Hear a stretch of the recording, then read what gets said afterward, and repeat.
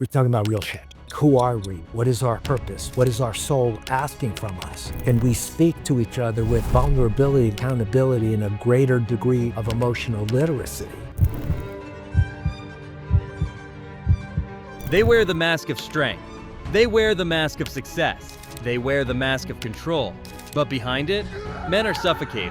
When a warrior is in a sacred warrior energy, it's about protection. The difference between a warrior and a savage is a savage takes that warrior energy and does damage in the world. In this episode, Dene unmasks the silent shame destroying men from the inside and shows what it takes to finally live free. Masculine energy has a ferocity to it. It's penetrative, it's clear, it cuts through bullshit. It's a sword, the sword of truth, and there's a tender quality in men, and there's a tender quality in women.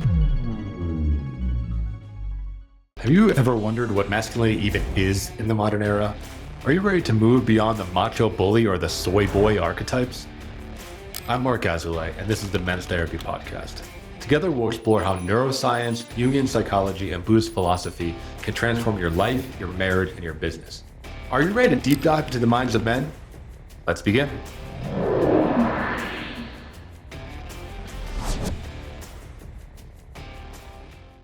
Hello, and welcome back to the Men's Therapy Podcast. I'm your host, Marc Azoulay, and I'm here with a very special guest, Dene Sebastiana. He has been doing men's work since the 80s. He is a leader emeritus and the former executive director of the Mankind Project, and will soon be sitting on the Elder Council of the Sacred Sons Brotherhood. So I'm really excited, Dene, to get to meet you, talk in more detail, and just hear kind of your legacy and history of men's work. Thank you, Mark, for having me here. I always love talking about men's work. History. I didn't go to college with the intention of being in men's work. It kind of unfolded in front of me. I moved to Chicago in 85 on a job assignment, knew no one in the city, and within a year I joined a men's circle in a local community college. And, we were like 7, 8 of us, and we talked about sports and money and investments and cars and sex and women and the kind of things that men typically talk about when they're with each other. And it lasted for a little while, but after a while, I realized that I was getting bored. It was the same conversations and the same bullshit stories. And I wanted something else. I didn't even really understand that, Mark, honestly. I was a much younger man. I was alone in a new city. I was looking for connection, but not in the superficial way that many men call connection. I'd been in therapy. I'd been in relationships. I'd not been married, but I was 36, 38 years old, and still doing the things that most men do. Looking to get laid. Still smoking weed and drinking alcohol. But something was changing in me. I could feel myself maturing, and I was still stuck in old patterns. So one day I was having coffee with a woman friend at a cafe in Evanston, Illinois. And I said to her, "Nikki, do you know of any ass-kicking men's groups?" And I didn't even know, Mark, actually where that language came from. I really still, to this day, and I write this in the book, to this day, they just came tumbling out of some deeper part of me that knew that there was something more that I was in need of. And she looked at me, she kind of cocked her head in this with quizzical look, and she says, "Funny you should say that. I have a colleague, she's a therapist. I have a colleague that just started a group called the Warriors." And that word hit me because I'm from New York. I grew up on the streets of New York. I know what warrior energy is. I said, "Okay." So she gave me the guy's name and phone number, and I called him that night. And I asked about what he does, and he didn't tell me yet. I said, "So who are you and what are you doing and what's this about?" And he didn't say anything. He said, "Send me $100. I'll send you logistics." I said, "Okay." He gave me his address, hung up the telephone. So a month or so later, which is when the event happened, sight unseen, I drove up from Evanston up into Kenosha, Wisconsin, which is just over the Illinois-Wisconsin borderline. And I'm driving down this dirt road. I pulled off onto this dirt road looking for a campsite. I get to a crossroad, and there's a guy standing in the middle of crossroad, all in black, big fella, long hair, big black beard, in black with a big staff, standing in the middle of the road.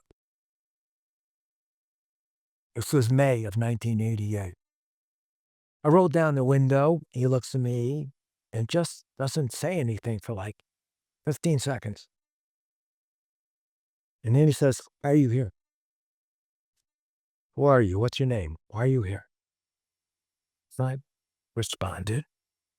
Then he points down the road and says, "See that man?" And there was a guy down at the parking lot. I rolled the window up. It was warm. I rolled the window up and I'm driving down and I said, "Oh, fuck. What have I gotten myself into? Yeah, like, is this a cult or are you gonna get, like, murdered or Is it a cult? What's going to go on? Am I in danger?" All the instinctive parts of the body were screaming. And in the very next moment, I said, yes, because I knew that I needed something that fierce and direct and clean and clear to help me cut through my bullshit. And that day changed my life. It wasn't immediate, but shortly thereafter, I realized that this men's work, there's a seriousness about this men's work. And I realized that I had an affinity and an attraction to the languaging that was being exchanged, not only on this weekend, but in the circles that arose out of the training. Men were talking differently. We were not talking about sports and women and investments and sex. We're talking about real shit. Like, who are we? What is our purpose? What is our soul asking from us? Can we speak to each other with vulnerability and accountability and a greater degree of emotional literacy? So I began to read all the materials. I read Robert Bly's poetry. I read Warren Farrell's The Myth of Male Power. I read Sam Keen. I read all of that stuff. And the more I read, the hungrier I became. And I picked up a book, an anthology of essays by the feminist writers of the time. This is 88. And one woman said, caring for men's feelings is like caring for the Nazi concentration camp guards. Fuck them. Okay? Yeah. The woman's got some anger issues, but it pointed something to me that there was really a conflict in the culture that I was stepping into. And I wanted to be really clear with myself that this is what I want to do. Do I really want to take in this kind of level of engagement? And Mark, I realized that I don't know that I really had a choice. It pulled me in. Why? Because I believe that it's because I was meant to do this. I come from a New York working class, violent neighborhood. My father and grandfather were at war. Fathers were kicking their son's ass in a tumble down the street. I was in a street gang at 9. The conflict between my father and my grandfather really broke my heart open. There was something in my history and my own unconscious woundedness that pulled me into this work and that opened the doorway for me to do the kind of healing work that we do in men's circles. And I loved it and was so good at it that it became my art form. I've never had one moment, and it's 37 years last month, that I second guessed making the choice that I made in quitting my corporate job and doing this work. And I've been in it ever since. And I'm never sorry. I love that. That's inspiring. That's really inspiring. There's so many nuggets in that story that I want to pull on. I guess I want to start at the beginning of the story, actually, that hole that you said that you felt before you did this work. And I feel like a lot of men feel that hole. I imagine many men listening to this show may have perked up and have been like, wow, I might feel some of that. Can you describe that a little bit for our listeners? Like how did you know that you needed something more and that there wasn't, you weren't getting enough of something? So you didn't know what it was yet, but you knew that there was a hole there. I think that the recognition that there was a hole in my heart started long before that. I began to recognize when I began to take LSD in college. I was 19, it was 1966. I was in college in the 60s, and I like to say I majored in drugs and radical politics. That drug made me realize that there was an ache inside me. I couldn't name it. I didn't know how to call it. Few years later, I realized I called it a hole in my heart. Something was missing. Something was breaking my heart. Something was driving me to use sex, drugs, and rock and roll. Something was driving me to be angry at everything, to be terrified of being in a relationship with a woman, driving me to just get sex, to get relief and affirm some kind of false masculinity. But, when she turned to me and she wanted something intimate from me, I had no idea what that was, and I ran. And I ended up, at this in this job assignment at 30. I went in 85, I was 47. I was 38 years old when I went off to Chicago, and being alone in a city made me realize how alone I was, and made me realize that there was something missing in here that I couldn't articulate, but I knew I needed something. And when this men's work came along and I began to cultivate a language to describe what I was feeling inside, because, you know, us men, we do not have, until at least until recently, a good emotional literacy. We haven't been taught, or it hasn't been modeled for us by our fathers or grandfathers or uncles or older brothers, how to be intelligent about what we feel. How do I describe that? I'm sad. I'm scared. The man box doesn't allow that shit. And men still live in the man box. In fact, there's an upswing of men living in the man box, giving our cultural dance between masculine and feminine, and where guys like Andrew Tate are driving young boys. We're in trouble. Our health numbers are in the toilet. Our suicide rates are through the fucking roof. Men are in trouble. And I've been feeling this and knowing this since I stepped in and said yes to men's work. The men are in trouble, and it's as much now as ever. So I've dedicated my life, my right livelihood, to working with men and women and couples. I had to connect to the feminine in a much more conscious way than I did as a younger man.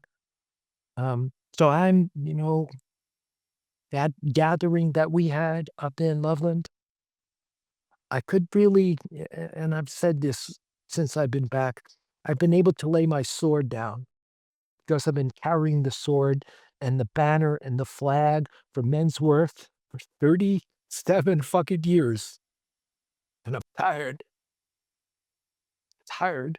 I'm an elder now. I can't change the world. All I can do is teach what I've learned. Hopefully the younger people, guys like you, people that came to the Big Tent Summit, pick up the banner. And I left there knowing that men's work was in good hands and I could let go. You're not So, alone. There's a lot of us here that are doing the work and inspired by, the path that you guys forged, you know? yeah. Thank you for giving me room to feel all of this again. Yeah. It's a real legacy, it's a real legacy of work. So I wanted to ask you, you made the distinction in your story of the anger you felt as a young man, which I think a lot of young men now feel, right? You mentioned Andrew Tate. We'll throw Donald Trump out there, right? And there's a lot of these like man box mentors, for lack of a better term, right? And then you also mentioned warrior energy. So I'd like for you to make the distinction between those two, because I think a lot of young men think that anger is being a warrior, but it's not. I mean, I don't have to tell you that, so I'm gonna give you the platform to talk about it. Like, a warrior is a different thing, right? Well, if you look at, you look at Robert Moore's uh, topology of mature masculine archetypes coming out of Jung's work, anger is the primary emotion in the warrior quadrant. And when we're in anger, the warrior archetype has been constellated. It's about clarity, it's about fierceness, it's about boundaries, it's about penetrative inquiry. And all of those things have a light side to it and they have a shadow side to it. When a warrior is in his sacred warrior energy, it's about protection. It's about holding boundaries. It's about defending the sacred and the tender. The difference between a warrior and a savage is a savage takes that warrior energy and does damage in the world. The sacred warrior protects what's fragile, what he holds sacred and holy and what he values, he protects and sometimes out of necessity defends that, but doesn't go looking for trouble with that energy. That anger is control. Now, anger, we can call anger fire energy in the body. Fire shows up in a lot of ways. Fire shows up as a flamethrower. Fire shows up as a forest fire. Fire shows up as a welding arc or a candle. There's a whole set of degrees of, of intensity and use of fire energy. A sacred warrior knows how to establish and differentiate between how, where, and the degree of fire energy that the situation requires. So the difference is between conscious anger that's utilized for protection versus savage energy that is utilized for hurtfulness and damage. Yeah, it sounds like it's a real mastery of that emotion and that power, which I think is a huge part about being male. We are extremely powerful creatures. We just have to know how to utilize it. That's right. And in the men's circles that I've been in, we always invite men to express their anger. And in the more evolved circles, invite man to express his grief. Because that's what I've learned in the, emotional literacy education is I've got anger and sadness and guilt and shame and fear and grief. We've been taught inside the man box to never let them see you cry. Never acknowledge the shame and the pain and the sorrow and the sadness and the tears that we have in our bodies. Men's the men have rivers of grief in their bodies that they have never been given permission or learned how to express. So, in our sacred circles, we give men permission to be angry and we give men permission to cry and everything else in between. So when a man is in a circle like that, his he can begin to access so much more of his feeling function inside his body. How do you open the doorway to grief? Because I see with a lot of guys, we can talk about what we've lost, but the feeling isn't there. I think it is perhaps one of the most, if not the most repressed feeling within the modern man. It takes courage to allow myself to feel. the pain in my heart. Every one of us has been wounded. Every human being comes in and is not necessarily guaranteed they're going to get loved by their parents in their family of origin, but we are guaranteed that we're going to be wounded by them. I spoke earlier about the warfare between my father and my grandfather. When that whole thing broke open and I had to leave with my mom and dad, I left my poppy back home. I got more loving from my grandfather than I did from my mom and dad. I didn't have a choice as to where I would go. I was 8 years old, 11 no, I was 11 years old. I didn't have a choice where I went, but my heart was broken in not being able to see my grandfather anymore. My heart was broken. So that's just my core wound that I reflect around. We've all had our hearts broken, but we haven't been encouraged or taught how to express that. So I had a day of deep soul work this past weekend, and one fellow got on the carpet and spoke about having been betrayed. And I could feel the ache that he carried here, because this happened a number of years ago, and he's done a lot of work around it, but he couldn't bring forth the tears.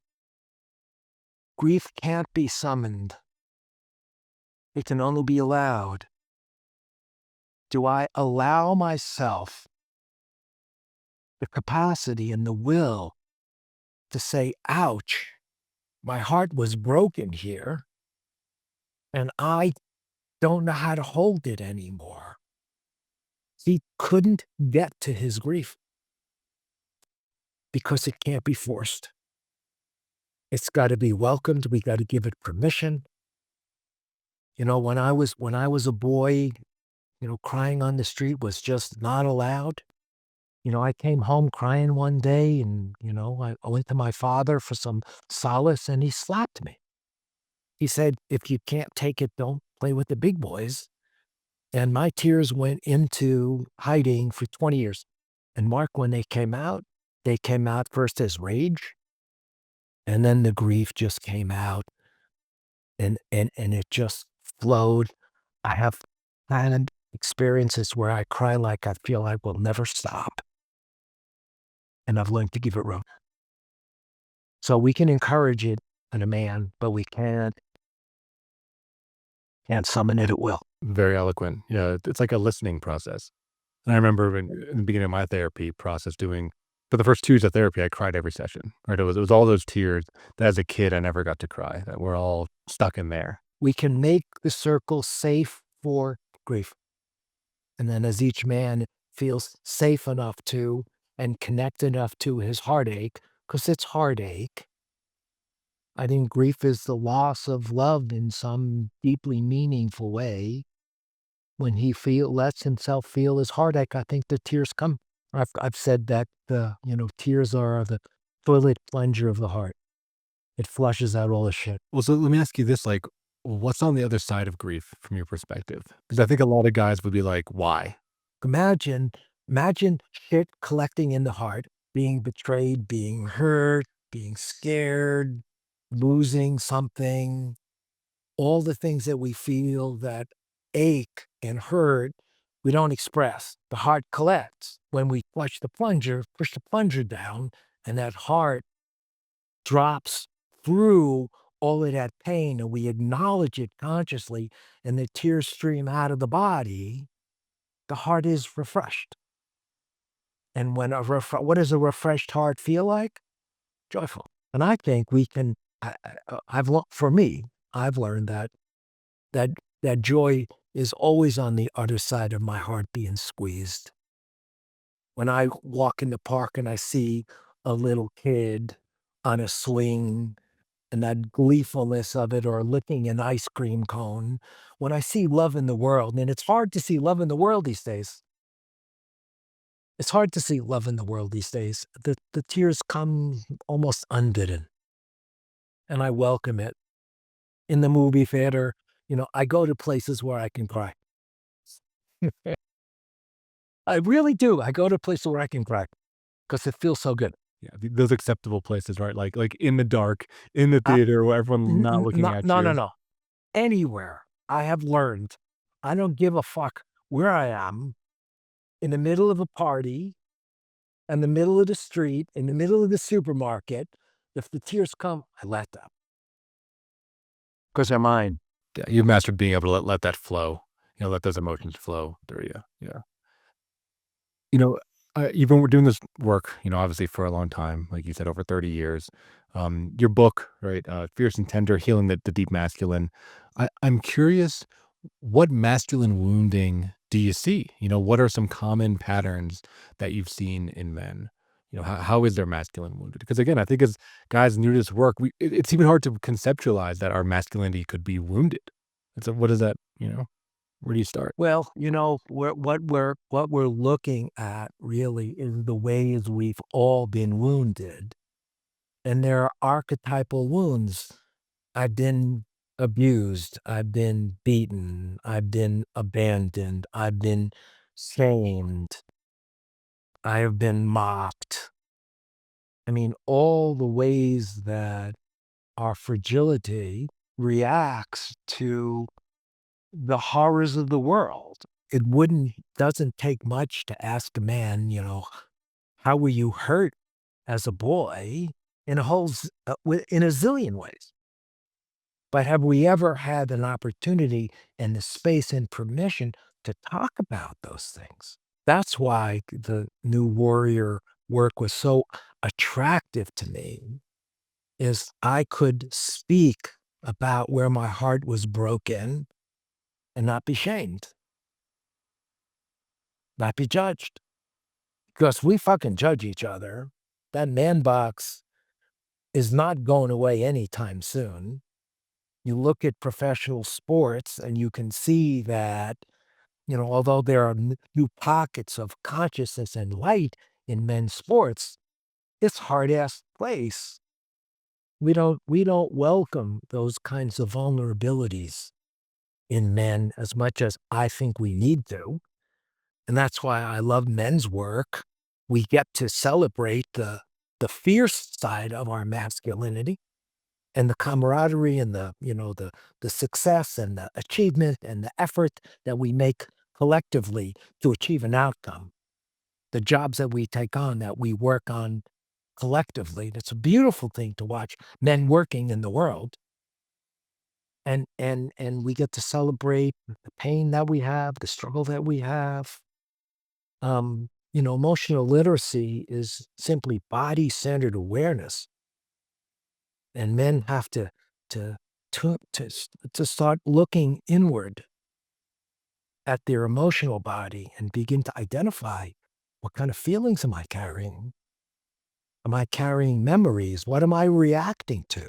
What is it that incites my anger or makes me, afraid?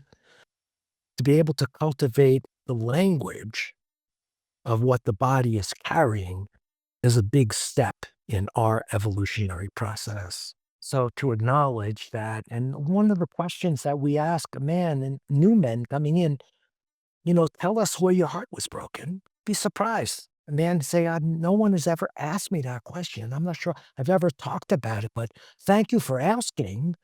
Now that you ask me, and boom, he's off and running in his story. I think it's about permission. That we give permission to men to feel and to speak about their feelings. Yeah, I agree. I think for so many minutes right there on the surface, like I said, we're carrying on this big bag of emotions and we just need someone to invite us to open it up. Someone to make it safe to say what I've been afraid to say my whole life. That's what a men's circle is to me. It's a safe space for men to bring anything and everything.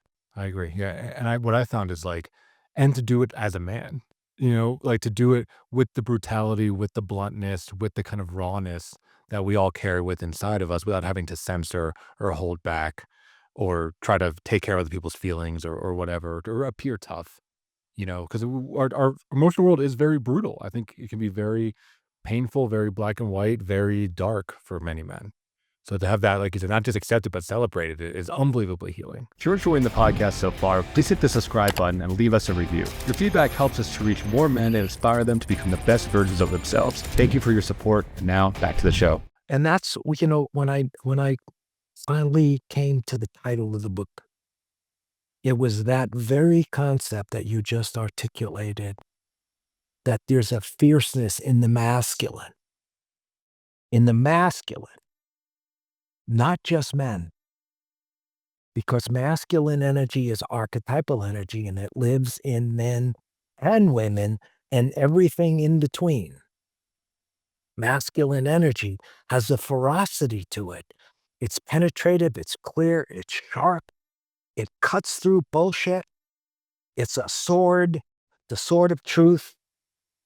And there's a tender quality in men, as there's a tender quality in women. I think integrative balance in my being necessitates that I am able to access clearly and consciously my fierce energy as it's necessary in the world, and my tender energy as it's necessary in the world. And the learning wisdom, I think, is learning to discern when to use which. And it takes practice. But let me ask you about that tenderness or masculine love, right? Again, knowing that's not attached to gender or sex, right? But it's an energy. Because it's something we talk about on the show a lot, being, a male therapist. I think a lot of therapy is feminine love and feminine nurturing and feminine compassion. And it's lacking that masculine, bite to it or whatever it is. But I'm curious from your perspective, like, what does masculine love look like? Because I do feel like there's a lack of that out there in the world, or it's not being expressed. There's a photograph of a man, big beard, long hair, ponytail, naked to the waist, tats all over the fucking place. And he's holding a baby. That's bad energy. You can see that his body knows what it means to be fierce in the world. And yet he's carrying and holding this baby with such delicacy. Now you tell me if that's a gender definition. Or is that a beautiful blend of both fierce energy and tender energy? Is it masculine? Is it feminine? Or is it both? I think that's what that's what I endeavor to integrate, my capacity to be fierce as the situation necessitates, and to be tender. And I don't call it, well, I'm in my masculine or I'm in my feminine. I don't think it fucking matters. Can I learn to dance between my fierce energy and my tender energy and live that in my truth? Yes, I can. Has it taken a lifetime to learn that lesson? Yes, it has. It's a practice. And you know what a practice is. I practice and I get better at it. Yeah. And it's a lifelong, right? It's a lifelong spiritual calling. It is. It is. And there are times that my woman is fierce and I'm tender. And we don't judge or name or label that, well, that's fierce from you. No, I honor her expression when she's angry, and she honors my tenderness. And that's another piece that I want to speak about. This 2 weeks after I did my new warrior training, I met this woman, and we've been together in my men's work and in our marriage 37 years. And it's been a dance, like two snakes dancing, that the lessons I've learned in my men's work I brought to my marriage, and lessons I've learned in my marriage I brought to my men's work. And the way we've been able to evolve in this marriage is we've made vulnerability and accountability safe. And the two guiding principles of our exchange is I can bring my tenderness and my tears, and she doesn't shame me. She makes my tenderness very safe. I make her anger, even if it's directed at me, very safe. And when we tell on ourselves and we acknowledge, hey, I'm sorry, I really fucked that up. She doesn't bitch at me. She doesn't shame me. She says, thank you. So the fierce and the tender qualities expressed through vulnerability and accountability has allowed my work and my marriage and our evolutionary process to proceed along these lines. And we're still here doing this dance. Yeah, I mean, that sounds like a very powerful and special relationship. And what stands out to me is that foundation, right? That you could have a storm, right? Either of you can be in your own storm, but that foundation, that bedrock, sounds like it never really gets broken. It's never been broken. And it's been tested time after time, but we're still here. And our love now is sweeter and more delicious than it's ever been. 37 years. It's amazing. It's a miracle. It really is. But, I say a miracle. We're humbled. I'm so humbled by all of this and so fucking proud because we've worked so hard at this and we've learned what works. We've learned what doesn't work. When we fall into old patterns, it takes us about 3 minutes to acknowledge, say, I'm sorry, and clean it up. I can't remember the last time we had a fight. Yeah, it's a miracle, but you put a lot of work into it. It sounds like the It's a two of lot of you have work. like That's right.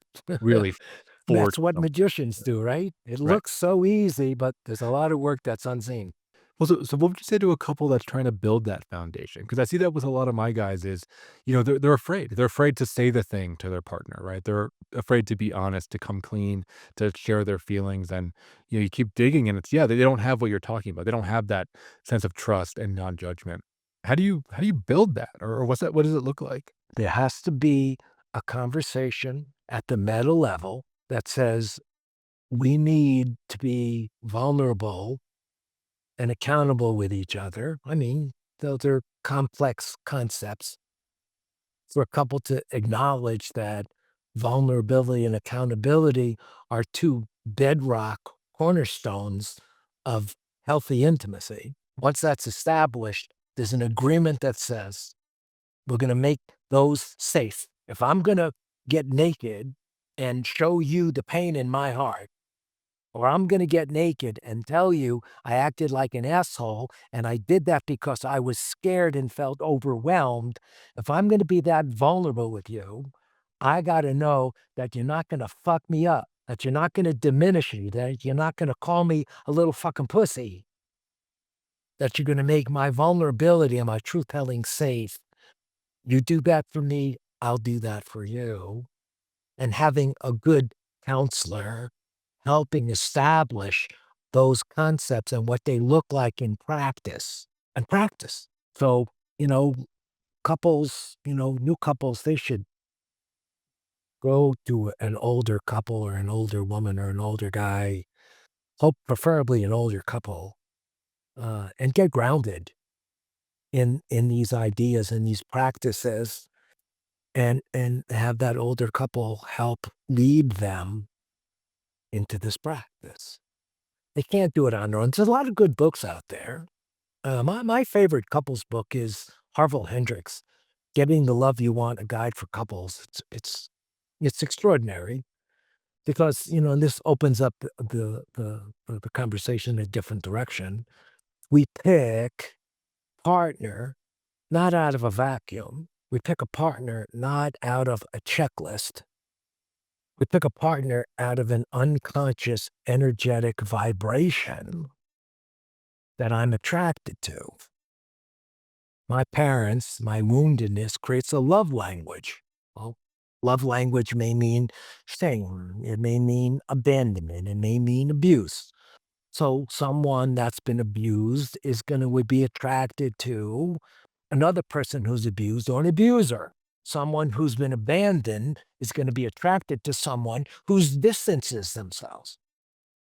Why am I picking somebody that logically is not good for me because my body and my cellular structure has been programmed in that wound love language.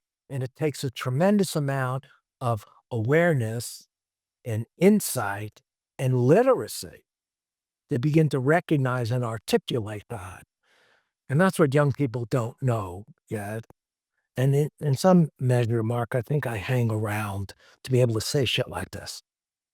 So young people like you can hear what old fuckers like me have been through so that you don't go into these relationships unaware. You've got so much more availability of information and awareness that I had when I was 38 or 40 years old. So that's why I still hang around. Right. Yeah, mentorship is so important, right? Yeah, it's like when I was with Nicole, you're talking about like the passionate bad fit, right? Like it feels really passionate. It feels like true love, but it's a bad fit. It's based on that trauma and that conditioning and all that. Well, it may be a good fit, but you haven't figured out how to make it work. Because I don't think, and I've said this to a lot of people that I've coached. I said, don't think, that this third marriage is over and you're ready to go, maybe think about a fourth one, that you're not going to bring the same pattern into that one. Can you bring that pattern in knowing that it lives inside you and won't go away? Can you bring it with more consciousness that I'm going to react like that, like it's damaged my first three marriages? I'm going to react like that here. Can I do it differently? Can I have work on that wound? Can I have had that dialogue with my mother or my father in a projection, in a safe space, not necessarily the old lady that is my mother now? That conversation is not the one I'm talking about. I'm talking about like voice dialogue or dream work, being able to go back to, I call the scene of the crime, where that abandonment anchored in, like that day when we left the house, that my heart got broken because I wasn't going to see my grandfather anymore. That's when that wound got anchored in my body. And I've revisited that wound 10,000 times to heal it, because I got to go back to the scene of the crime to heal the wound that broke my heart. And I'm going to pick somebody as a partner that's going to vibrate somewhat similar in that frequency. And I got to be ready to deal with it at a conscious level. And if I'm not, that's why relationships are dying 2 out of 3, because we don't have the technology and the awareness to deal with this shit. I think that's true. I think what kills relationships is people's unconscious history, right? It's not the other person. It's like that unhealed unconscious history that then rears its ugly head and sabotages the whole thing. And we draw to each other in complementary woundedness. So a couple where one is averse to love, because love has been scary and painful, one withdraws from love. Okay. And the other one gets attracted to that because they've lost love. It's a ballet. It's a dance on how the wounds that we have with our partners are so complementary. And once we unlock this key and we see that the soul has created this, and it's not an accident that I attracted somebody that pushes every fucking button as I do with her. And this is heterosexual, gay relationships, whatever the gender and the sex. It's not about sex or gender. Those are just the external parts that play in that physiological part of the dance. I'm talking about the emotional and spiritual components that give rise to the attraction. It's not only physical, it's deeply emotional, and it's very familiar. And we got to bring it into consciousness before we can heal it. You can't feel what you can't see. Yeah. Yeah. You just said you gotta start feeling it, you gotta start grieving it, you gotta start finding words for it and ownership, right? Ownership without shame. Like, hey, this is me and I'm flawed and I'm imperfect, but That's I right. love myself and I'm here to That's work right. on it. And here's my wound, and you push that button, and I'm going to keep working on it. Can we make the deal that we're going to do that? Each of us is going to do that to the best of our ability. And that's what happened with us. We were in the relationship the first month. We were talking about this work. I had come off my warrior weekend. She came out of Life Spring. And our first date lasted 2 weeks. We didn't touch each other. We didn't even hold hands. Our first date was day and night, walking, talking about the work. And it's been the bedrock for us. Powerful stuff. Powerful stuff. Yeah. I'm curious. You mentioned a little bit, the modern era, right? We got some toxic role models out there. I think we have a lot of lost boys out there. We're hoping to reach them with, shows like this and the work that each of us do. What do you have a message for them? Like for the man today, called the Gen Z man, what do you think they need to hear from all your years of experience? Have you ever found yourself in a situation where you wanted to open up, but you were afraid that it wouldn't be taken well? You ask yourself, what's the point? Nothing's going to change anyway. So you do what you always do. You push it down, numb out the pain with a drink, a night out, or pornography. I've been there myself, and I know that men lack the outlets for emotional expression, which is why I founded Men's Therapy Online, a healing hub for men's mental health. If you've been knocked on your ass or just crave meaningful connection, join Men's Therapy Online, a community of men who just get it. We offer individual therapy, men's groups, and powerful retreats, all led by licensed therapists. At Men's Therapy Online, we will help you to get back on your feet and take your life to the next level. Start your journey today at menstherapy.online. That's a great question. I'm not sure I know. Well, I live in Denver. I've been involved in a group up in Boulder, and they're almost all young men. I try to help them see that their dysfunction has a reason, and it's okay to acknowledge that there's a dysfunction. It's okay to acknowledge that we've been hurt. I try to make it safe for them, Mark, more than anything else. Teach them what men's work is, teach them why it's important, help them look around in their world and seeing what works and seeing what doesn't work. When a man walks into a circle, there's a reason he comes into a circle. The question that we asked at the Big Ten Summit is, how do we get men who judge men's circles? How do we get the men who are clearly wounded and don't even recognize that? I don't know the answer to that question. And I don't have a solution to that. All I know is we got to just keep putting out in our advertising, in the books, in the articles, in the conversations that we have. Look around, see the damage that men are doing. We're part of that. And there are options. We don't have to do it this way. But there's a price to be paid for the healing process. And you're going to get uncomfortable because we're going to ask you a lot of questions that you're not going to know the answer to. So, how do I talk to a 25-year-old guy about this? Very carefully. And I pick my spots, not too much, too soon, just give them room. Listen, I'm really good at talking about this, but I'm learning, particularly with younger men, let them speak, make it safe for them to speak, that there's somebody, an older man that cares, that wants to hear their story, that understands what they're going through, that's not going to give them some bullshit. I try not to talk bullshit to them. Just tell them what I see and what I think they might be able to get from this. Yeah, I think men, we respect honesty. Even when it hurts, I think like a true man's that will take in that feedback and feel that. Like you said, we're pretty good bullshit detectors. And I think there's so much bullshit out there that I agree. I think younger men are inundated with it, and they're really allergic to anything like that. Well, that's what hooks them with somebody like, Andrew Tate and I listened to Jordan Peterson in the early days. I thought Jordan Peterson had a lot to say. Yeah, I think he actually has some Uh, good stuff. He went a little off he the went a rails little bit off recently, the but he rails, had some good but stuff. He had some good he had stuff. some really good stuff. Yeah, Young men are susceptible to that. Particularly the incel guys. That's the scariest group from my vantage point, that these guys have been so deeply wounded by girls and, 13-year-old girl, 15-year-old girl looks at a fat kid, a fat boy, and she's not kind. Okay? She can really bring a boy to his knees, and it hurts and it pisses him off. And you got somebody that's telling you a story about how that's wrong, and you can take your vengeance out, and you can be angry, and you can hurt her back. I mean, they're ripe for that.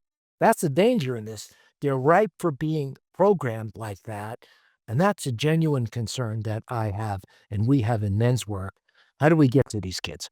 It's scary. I mean, I was lucky that I fell into therapy in my college years, right, due to drug addiction, right? I went to, like, the counseling center. But if that wasn't available, I would have been one of these radicalized people. 100%, 100%, right? Like, it's so appealing. Like, that story is so appealing that, it's not your fault. It's these, like, oppressive It's people, her these fault. women. Yeah, it's all the people that have hurt you, and, like, now it's time to fight back. I mean, I get it. I get it. In another life, I would be there, you know? And now these boys get to belong to a circle Yeah.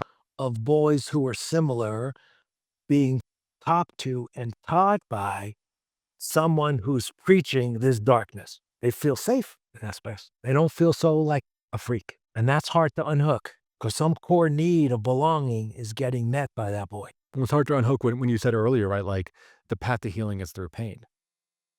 So we're saying, like, yeah, we can hook you, but it's gonna suck, and you're gonna That's hate it, right. That's and you're right. gonna have to look in the mirror in a way that you really, really don't want to, That's right. you know? And you can't hide it in anymore. You don't get to piss and moan and whine and be a victim by it. Right.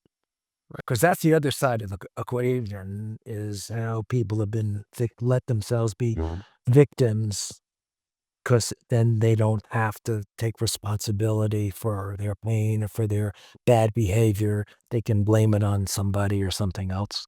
Yeah. Well, that's one of the things I like about Jordan Peterson, honestly. Like, one of his things I use it with my guys. He said the difference between a boy and a man is that a man takes responsibility for everything in his life, right? And a boy is still a victim. Like, I think there's a lot of wisdom there, Yeah, he is.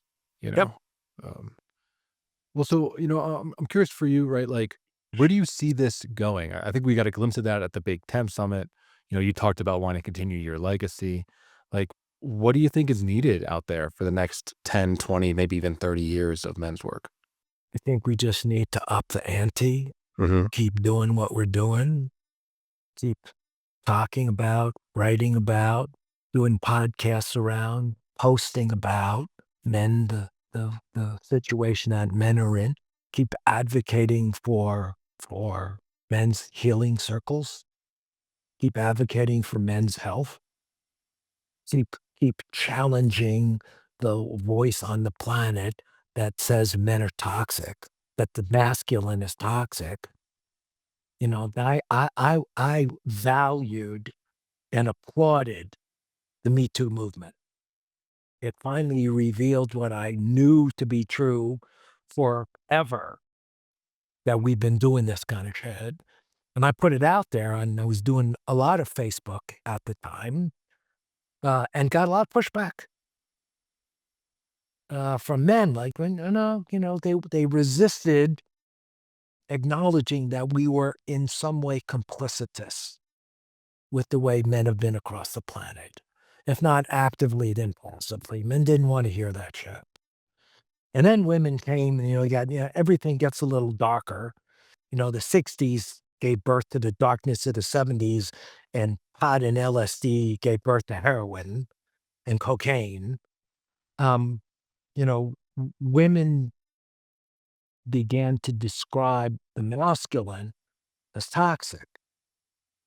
Not that there isn't a toxic masculine, because the man box is a toxic masculine, but masculinity, as way we've talked about it, is not toxic. But women and young girls have been taught, stay away from boys. Boys are toxic, men are toxic, just stay away from them. And honestly, this transgender thing, I don't understand it. It baffles me. I can't tell what's genuinely from the inside out and what's social from the outside in. It's scary. It's dangerous. I don't know where it's gonna go. All I know is I got to keep talking about this work like this with you, and we got to keep talking about the work in the places that we talk about it, and keep speaking to it. I don't Yeah. know what else to do. Just amplify the signal is what I'm hearing, right? Just, like, be as loud as possible on as many channels as possible. Because I do think, and I imagine we have some listeners right here in the audience, like there'll be men that listen and are like, oh my God, there's something here for me. You know, it happens after every show. I always hear something from somebody after every show. There's someone that's like, yeah, this was it. This episode was the one. Good, That good, that good, finally like clicked. good. So I imagine we're gonna get a lot of those. Well, I hope so. today we're near the end of the show. I feel like that it Okay. flew by. I'm excited to have you back on in the future. But as we're wrapping up, where can people learn more about you online? Where can I get the book? DeneMariaSebastiana.com is my website. Fierce and Tender on Amazon, $20.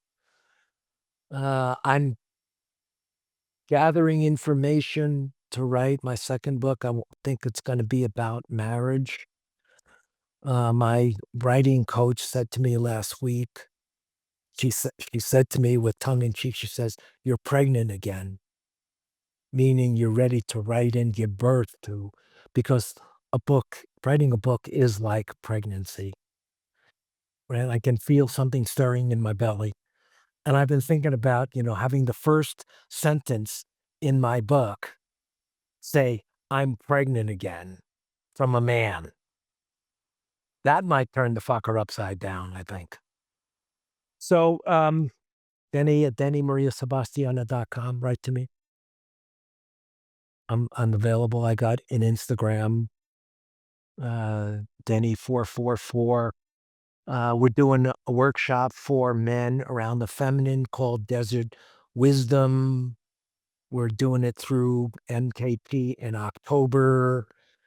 There are a lot of ways to stay connected. So that's it. Great. Yeah, listeners, check all the stuff out. We're gonna have all those links in the show notes, which is the description of this podcast. You can go click, check it out. There's a lot of good stuff out there. So thank you again for tuning in. And listeners, if this was really helpful for you, please share it. Give this message to somebody, maybe a young man that needs to hear something from an elder that might feel like there isn't somebody in that generation that understands or gets it. I think Dene gets it. So, send this episode out to them. Like, share, subscribe, do all the socials. You know what to do by now. And check us out. Everything Men's Therapy Podcast is located on menstherapy.online. We have tons of shows. We got blogs. We got the courses. We got individual therapy. We got groups. We got retreats. We do the whole thing. So this is just one arm of the MTO universe. So thank you so much for tuning in, and we'll see you next week, another episode of the Men's Therapy Podcast. Thanks for tuning in. If you enjoyed today's episode, please subscribe and leave a review. And don't forget to visit menstherapy.online to learn more about the work that we are doing to support and inspire men. Until next time, keep moving forward.